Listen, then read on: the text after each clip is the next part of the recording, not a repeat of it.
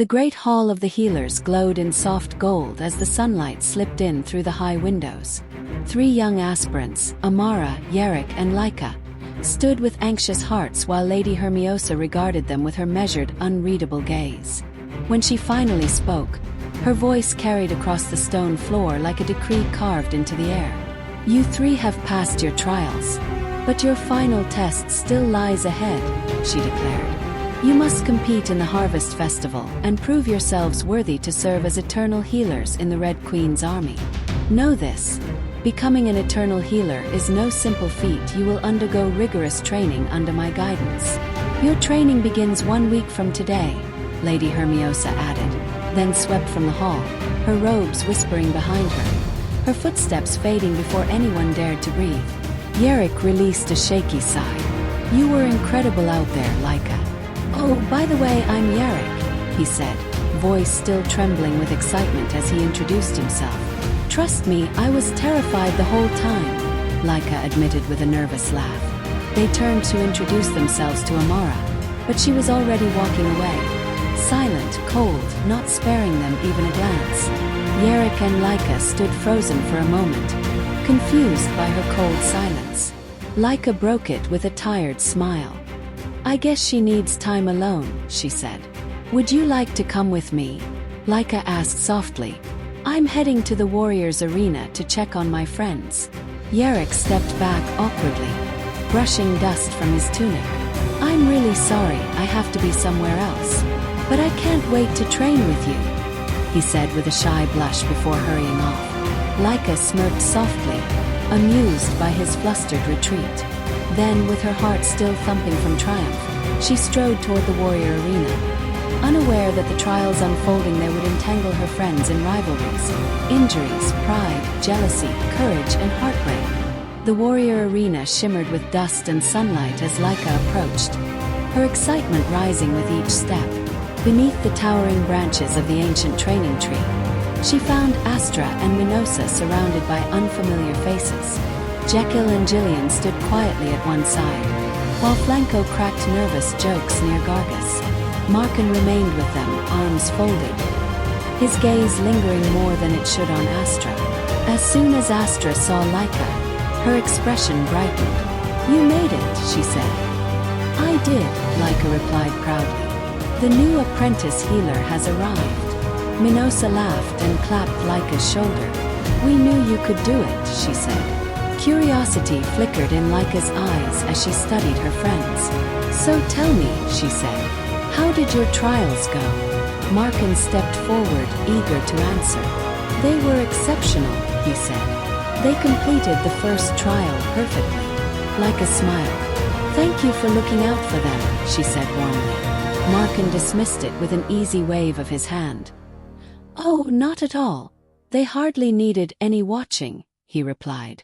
Yet as he spoke, his gaze drifted, far too long, far too softly, toward Astra. Minosa's eyes narrowed, only a fraction, but enough. Astra remained blissfully unaware. Gillian stepped forward with a gentle, hesitant warmth.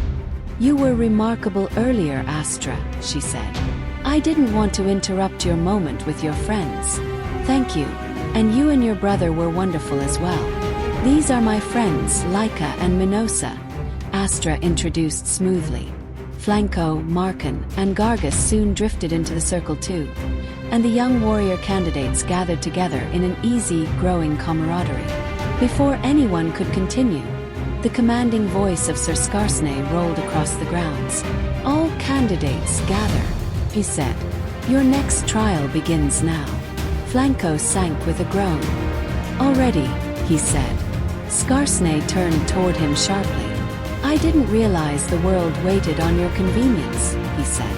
Gargus hauled Flanco back by the arm, and the rest of the group tried, unsuccessfully, to smother their laughter. "It's not fair," Flanco complained as he was dragged along. "Healers get only one trial, and we have 2, with not even a break in between." The candidates gathered in a semicircle as Scarsnay halted before the massive black doors of the holding pen, their surface reinforced with rootbone, the strongest material in all of Valendeya. Scarsnay paced slowly, letting the tension coil. Your second trial will be a test of strength, he said. For this you will stop a charging battle Kayan with your bare hands. Flanco's eyes widened. Stop a battle Kayan, he said to no one in particular. Gargus grinned, already exhilarated. This is going to be good, he said. Scarsnay lifted a hand toward Sir Leon. Release it, he said. Sir Leon unlocked the gates and stepped back quickly. The roar came first, then the quake of pounding hoofs. The root-bone doors shattered wide as the colossal battle Kayan burst through. Horns long and wicked, muscles rippling, its dark face streaked with black. It towered over anything the candidates had ever seen, casting a shadow that swallowed the training grounds whole. Scarsnay gestured toward the beast with pride. This is a battle Kayan, he said. Born and raised in Iliad. Only eternal warriors ride them. Gargus laughed with excitement. I want one, he said. Minosa watched with wide, breathless awe, utterly captivated. Laika, however, went rigid, terror flickering in her eyes. Memories of the Kayan she had faced in childhood surged back, leaving her visibly shaken. Scarsnay's voice dropped, heavy as carved stone. Such creatures submit only to those they deem worthy. The weight of the words settled over them like a mantle. Scarsnay turned to Sir Leon. Do it! Sir Leon snapped his whip. The battle Kayan lunged at Scarsnay with earth-shattering force. Scarsnay didn't so much as flinch, rooting his feet into the ground. He drew strength from the earth itself. Brown runes ignited across his skin, ancient molten patterns that pulsed with raw power, amplifying him beyond mortal limits. The beast slammed into him with a deafening crash. Scarsnay caught its horns in both hands. He slid back only a few inches. The ground quaked. Dust spiraled around them. The Kayan pushed with furious strength. Scarsnay pushed back harder. With a thunderous shout, he drove the creature backward, forcing it step by grinding step until the massive beast finally bowed, trembling in surrender. From the sidelines, Markin whispered, stunned. So this is the strength of an eternal warrior. Astra took in every movement, every shift of power. She understood then that this trial demanded pure, unyielding force. Not strategy, not grace, but something primal and brutal. Her breath steadied, her resolve hardened. I'll go first, Gargus declared, stepping forward with his armor clanking loosely around him. Markin noticed instantly. Wait, tighten your armor properly, he said. He and Flanco stepped in, fastening the straps securely. Astra gave Markin an approving nod. Well done, she murmured. You may have just saved him from something fatal. Markin flushed, rubbing the back of his neck. Thank you, he muttered, embarrassed. Minosa felt a sudden, sharp sting of jealousy at the look on Markin's face. Gargus advanced toward the center. I'm ready, he said, eyes fixed on Sir Leon. Sir Leon cracked his whip. The Kayan lunged forward like a thunderbolt, slamming into Gargus and hurling him into the air. Despite that, Gargus hung to the Kayan, and eventually the Kayan slowed. And then Gargus dropped, slammed his palms into the earth, awakened his earth runes in a blaze of strength, and grabbed the horns again. Step by brutal step, he pushed the enormous creature backward until it yielded. Sir Leon rang the bell, marking Gargus as the first to clear the warrior's trial. Gargus dropped to his knees, gasping for breath. Next time, I'll push it all the way back, he panted. Markin knelt beside him, half laughing, half scolding. You're unbelievable, he said, shaking his head in disbelief. Astra stepped forward next. Her armor, marked with old scars and wetted edges, clearly looked like a piece handed down through generations. Laika tightened the last set of straps. Are you really going now? She asked softly. I have no intention of being last again, Astra replied, steady and determined. Markin approached her, admiration bright in his eyes. I can't wait to see you out there, he said. Astra blinked, startled by his sudden warmth. Oh, thank you, she replied, caught off guard. Minosa turned away, doing her best to hide the sharp, unwelcome sting rising in her chest. Astra stepped into the arena, dropping to one knee as she drew strength from the earth. Her runes flickered to life in soft, golden-brown light. She rose, met Sir Leon's eyes, and gave a firm nod, ready. The whip cracked. The battle Cayenne thundered toward her with terrifying force. Its horn was seconds from skewering her when, at the very last heartbeat, Astra pivoted away. She slipped to the side in a fluid motion, the horn grazing her armor with a harsh metallic scrape. Markin and Laika gasped at the same moment. "She nearly gave us a heart attack," Markin whispered. "She always does," Laika replied. The Cayenne, thrown off balance by her last-second dodge, stumbled forward, its footing momentarily lost. Seizing the opening, Astra moved like a streak of light, her palms snapping forward in rapid, precise strikes across the Cayenne's massive forehead. The beast reeled, its momentum breaking as it stumbled to a stop. Planting her feet, Astra threw her shoulder into its bulk and forced it backward, driving the creature several feet despite its immense weight. A moment later, Sir Leon rang the bell, the clear tone cutting through the arena, a proud declaration of Astra's brilliant victory. Laika hurried over to her. "You were incredible," she breathed. Astra gave her a warm, gentle smile. "Thank you," she replied. Markin approached next, excitement shining visibly in his eyes. "There's nothing you can't do," he said, almost breathless. Astra lowered her gaze, an awkward flicker crossing her features. "You're too kind," she murmured. From behind them, Flanco called out with playful mischief. "Look at her, acting all calm and collected when everyone here still has their jaws on the floor." Astra rolled her eyes in good-natured exasperation. Minosa, however, clenched her jaw a little tighter. Laika noticed the subtle shift in Minosa's behavior, but chose to keep her observations to herself. Taking off her armor, Astra glanced around. "Where is Minosa?" she asked. "She must be getting herself ready," Laika said lightly. Astra nodded, but a flicker of doubt touched her eyes. Minosa was the only one who hadn't congratulated her. Not for the first trial, nor the second. A moment later, Minosa strode past them without a glance. Astra called softly, "Minosa." Minosa didn't respond. She brushed by Astra as though she hadn't heard, heading straight for Skarsne.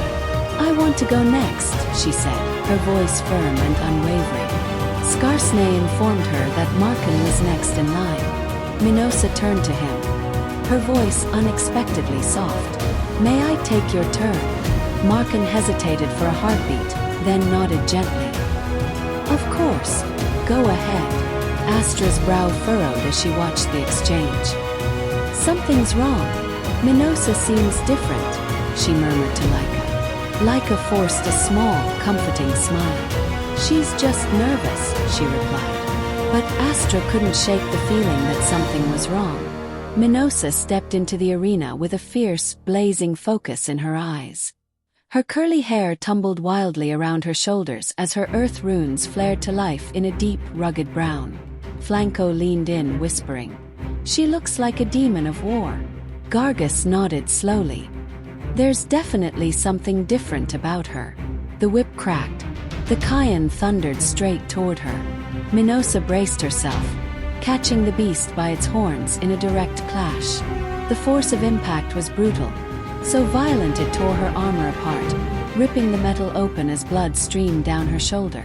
Astra gasped, voice trembling. "Minosa!" But Minosa didn't release her grip. If anything, Astra's voice only irritated her. She tightened her hold, jaw clenched, refusing to falter. Minosa's feet carved trenches into the dirt as the Cayenne shoved her back with brutal force. But she refused to yield. Her pride, her fury, her very spirit would not allow it. She strained with every fiber of muscle, every ember of her rune's power, until, just for a heartbeat, the beast faltered.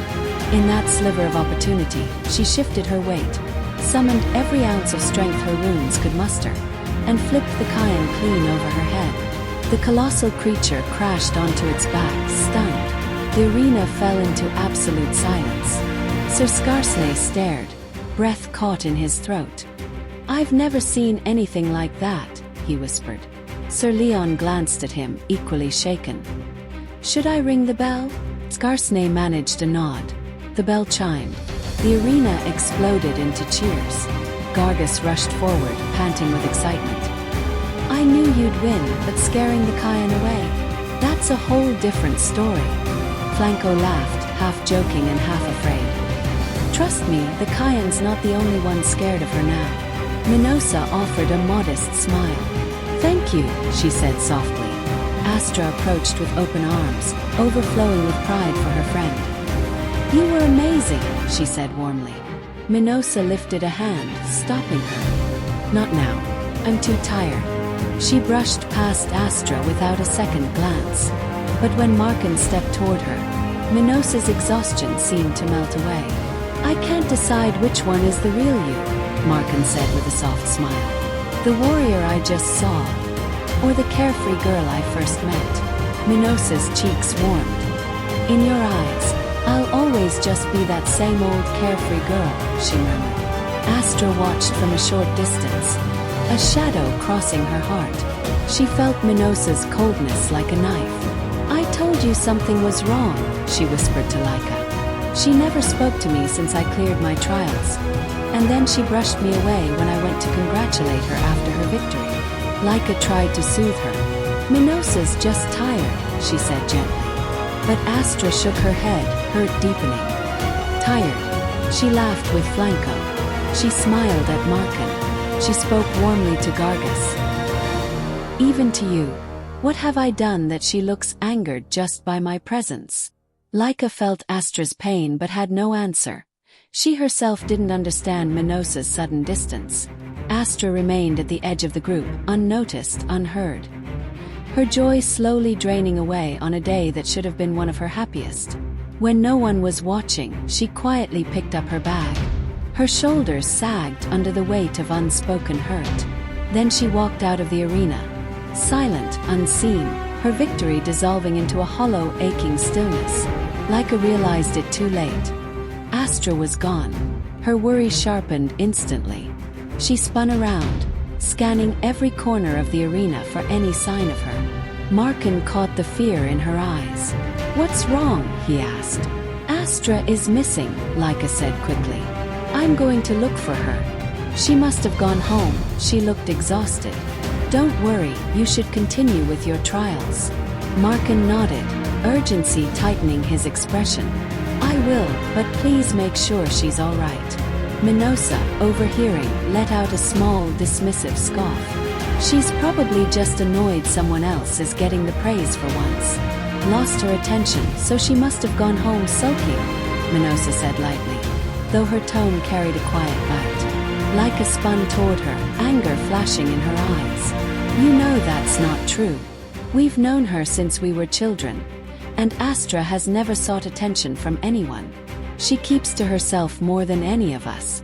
"I don't know what's gotten into you today," she said sharply. Minosa rolled her eyes and walked away, refusing to face the hurt twisting inside her. Markin fastened his armor and stepped into the arena, his earth runes flaring to life. His heart still tugged with worry for Astra, but he forced himself to steady his thoughts. At the crack of Sir Leon's whip, the Cayenne lunged forward immediately, its massive form erupting into a thunderous charge. As the Cayenne charged, he moved with deliberate precision, mirroring Astra's technique. He pivoted aside at the perfect moment, struck with controlled force, and broke the beast's momentum exactly as she had done. Then, continuing to emulate her, he delivered sharp open palm blows to the Cayenne's head. When the creature finally stood still, Markin planted his feet and drove it backward several paces. The bell rang, marking his victory. Gargus clapped Markin on the back, beaming. "That was incredible. Not even a scratch. You took down that Cayenne like it was nothing." Flanco nudged him with a teasing grin. "You'd better thank Astra for that. You stole her move perfectly." Markin laughed softly. "I should. But I heard she left. I'll thank her the next time I see her." Minosa's heart cracked at the words. Not only had Markin admired Astra's victory, he had copied her technique, praised her openly, and meant to thank her personally. The realization sent Minosa spiraling, jealousy twisting deeper than she dared admit. Tears stung her eyes as she watched the boys celebrating. She had thought Astra's absence would finally allow her to shine in Markin's eyes. Instead, Markin shone because of Astra. The truth crushed her. She turned away and fled the arena, breath trembling, hope unraveling with every step. A moment later, Markin glanced around, confused. "Where's Minosa? She was right here. I even heard her cheering the whole time," he said. "Why isn't she with us now?" Flanco frowned. "You're right, she was standing with us just a moment ago. Where could she have gone?" Markin exhaled helplessly. "These girls, they really are unpredictable," he muttered. Jekyll was next to compete after Markin. But unlike Markin, Astra, Minosa, and Gargus, he and his sister Gillian, as well as Flanco, lacked the energy absorption abilities that they possessed. He had cleared the first trial through cleverness, not raw power, so Jekyll approached Markin for guidance. Markin did his best to help them, offering whatever advice he could to prepare them for the trial ahead. He steadied his breath, recalled Markin's advice, then knelt to draw what energy he could from the earth. His runes flickered to life, far weaker than the others but glowing all the same. The Kayan charged. Jekyll attempted Astra's maneuver exactly as Markin had taught him.